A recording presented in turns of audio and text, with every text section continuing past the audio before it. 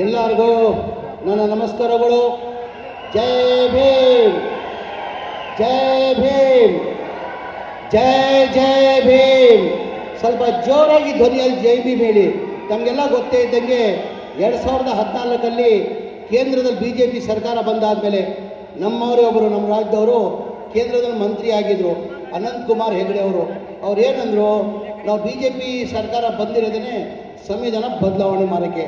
ಇವತ್ತು ಬಾಬಾ ಸಾಹೇಬ್ ಅಂಬೇಡ್ಕರ್ ಸಂವಿಧಾನ ಕೊಟ್ಟಿಲ್ಲ ಅಂದರೆ ನೀವು ಅಲ್ಲಿ ಕೂರೋಕ್ಕಾಗ್ತಾ ಇಲ್ಲ, ನಾನು ಇಲ್ಲಿ ಮಂತ್ರಿಯಾಗಿ ನಿಲ್ಲಕ್ಕೆ ಸಾಧ್ಯ ಆಗ್ತಾಯಿಲ್ಲ.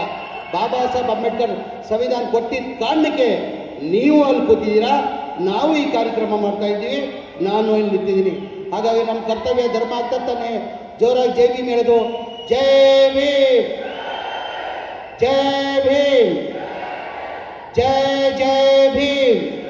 ವೇದಿಕೆ ಮೇಲೆ ಆಸೀನರಿರುವ ನಮ್ಮ ಪಕ್ಷದ ಮುಖಂಡರು, ಈ ರಾಜ್ಯದ ಮುಖ್ಯಮಂತ್ರಿಗಳಾದಂಥ ಮನೆ ಸಿದ್ದರಾಮಯ್ಯ ಸಾಹೇಬ್ರೆ, ಇನ್ನೊಬ್ಬರು ಆತ್ಮೀಯರು ಸಚಿವರಾದಂಥ ಶರಣಪ್ರಕಾಶ್ ಪಾಟೀಲ್ ಅವರೇ, ಆತ್ಮೀಯ ಸ್ನೇಹಿತರು ಕೊಪ್ಪಳ ಜಿಲ್ಲಾ ಉಸ್ತುವಾರಿ ಮಂತ್ರಿಯಾದಂಥ ಶಿವರಾಜ್ ತಂಗಡಿ ಅವರೇ, ಹಿರಿಯವರು ಆತ್ಮೀಯರು ನನ್ನ ಅಣ್ಣ ಆದಂಥ ಮಾಜಿ ಮಂತ್ರಿಗಳು ಆದಂಥ ಬಸವರಾಜ್ ರೈರೆಡ್ಡಿ ಅವರೇ, ಇನ್ನೊಬ್ಬರು ಆತ್ಮೀಯರು ಮಾಜಿ ಮಂತ್ರಿಗಳಾದಂಥ HM ರೇವಣ್ಣ ಅವರೇ, ಆತ್ಮೀಯ ಸ್ನೇಹಿತರು ಶಾಸಕರಾದಂಥ ಅಜಯ್ ಸಿಂಗ್ ಅವರೇ, ನನ್ನ ಆತ್ಮೀಯ ಸ್ನೇಹಿತ ತಮ್ಮ ಆದಂಥ ಶಾಸಕರಾದಂಥ ರಾಘವೇಂದರ್ ಹೆತ್ನಾಳ್ ಅವರೇ, ಇನ್ನೊಬ್ಬರು ಆತ್ಮೀಯರಾದಂಥ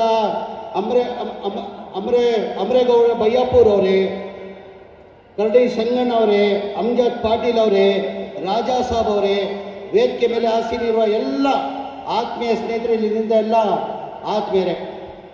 ಇವತ್ತು ದಿನ ಕೊಪ್ಪಳ ಜಿಲ್ಲೆಯಲ್ಲಿ ಮಾನ್ಯ ಮುಖ್ಯಮಂತ್ರಿಗಳು ವಿವಿಧ ಕಾರ್ಯಕ್ರಮಕ್ಕೆ 2,000 ಕೋಟಿದಲ್ಲಿ ಇವತ್ತು ಗುದ್ಲಿ ಪೂಜೆಯನ್ನು ಹಮ್ಮಿಕೊಂಡಿದ್ದಾರೆ. BJP ಸ್ನೇಹಿತರು ಹೇಳ್ತಾ ಇರ್ತಾರೆ, ಈ ಗ್ಯಾರಂಟಿಗಳ ಕೊಟ್ಟು ಈಗ ಸರ್ಕಾರ ದಿವಾಲಿ ಆಗಿದೆ ಅಂತ. ನಾನು BJP ಸ್ನೇಹಿತರಿಗೆ ಹೇಳಕ್ಕೆ ಬಯಸ್ತಾ ಇದ್ದೀನಿ, ಸಿದ್ದರಾಮಯ್ಯ ಅವರು ಮುಖ್ಯಮಂತ್ರಿಯಾಗಿ 2 ವರ್ಷದ 2 ತಿಂಗಳಲ್ಲಿ ನನ್ನ ಅನಿಸಿಕೆ ಎಲ್ಲ ಜಿಲ್ಲೆಗೆ ನಾನು ಸೇರಿ, ನಾನು ಬಳ್ಳಾರಿ ಜಿಲ್ಲೆಯಲ್ಲೂ 3 ತಿಂಗಳ ಹಿಂದೆ 1,900 ಕೋಟಿ ರೂಪಾಯಿನ ಗುದ್ಲಿ ಪೂಜೆಯನ್ನು ಹಮ್ಮಿಕೊಂಡಿದ್ರು. ಅದ್ರ ಮೈಸೂರಲ್ಲಿ ಹೋದ ತಿಂಗಳಲ್ಲಿ 2 ತಿಂಗಳ ಹಿಂದೆ ಮೈಸೂರಲ್ಲಿ 1,500 ಕೋಟಿ ಗುದ್ಲಿ ಪೂಜೆನ ಹಮ್ಮಿಕೊಂಡಿದ್ರು. ಈಚೀಚೆಗೆ ಹೋದ ತಿಂಗಳಲ್ಲಿ ಕೊನೆಯಲ್ಲಿ ನನ್ನ ಅನಿಸಿಕೆ ಗುಲ್ಬರ್ಗಾದಲ್ಲಿ 1,200 ಕೋಟಿಯನ್ನು ಗುದ್ಲಿ ಪೂಜೆನ ಹಮ್ಮಿಕೊಂಡಿದ್ರು. ಇಡೀ ರಾಜ್ಯದಲ್ಲಿ ಪ್ರತಿ ತಿಂಗಳಲ್ಲಿ 2 ಜಿಲ್ಲೆಗೆ ಮಾತ್ರ ಮಾನ್ಯ ಸಿದ್ದರಾಮಯ್ಯ ಅವರು ಕಾರ್ಯಕ್ರಮನ ಹಮ್ಮಿಕೊಂಡಿದ್ದಾರೆ. ತಮಗೆಲ್ಲ ಹೆಚ್ಚಾಗಿ ನಾನು ಮಾತಾಡೋಕೆ ಹೋಗಲ್ಲ, ತಮಗೆಲ್ಲ ಕಾತ್ರದಿಂದ ಮನೆ ಸಿದ್ದರಾಮಯ್ಯ ಸಾಹೇಬರು ಮಾತು ಕೇಳಬೇಕಂತ ಕಾಯ್ತಾ ಇದ್ದೀರಾ. 5 ನಿಮಿಷದಲ್ಲಿ ನನ್ನ ಮಾತನ್ನು ಮುಗಿಸ್ತಾ ಇದ್ದೀನಿ. ಯಾಕಂದರೆ ಈ ಭಾಳ ಕಡಿಮೆ ಈ ಥರ ಜನಸಾಗರದಲ್ಲಿ ನಮ್ಗೆ ಮಾತಾಡೋಕ್ಕೆ ಅವಕಾಶ ಸಿಕ್ಕಿರೋದೇ ನಮ್ಮ ಸೌಭಾಗ್ಯ ಅನಿಸ್ತಾ ಇದೆ.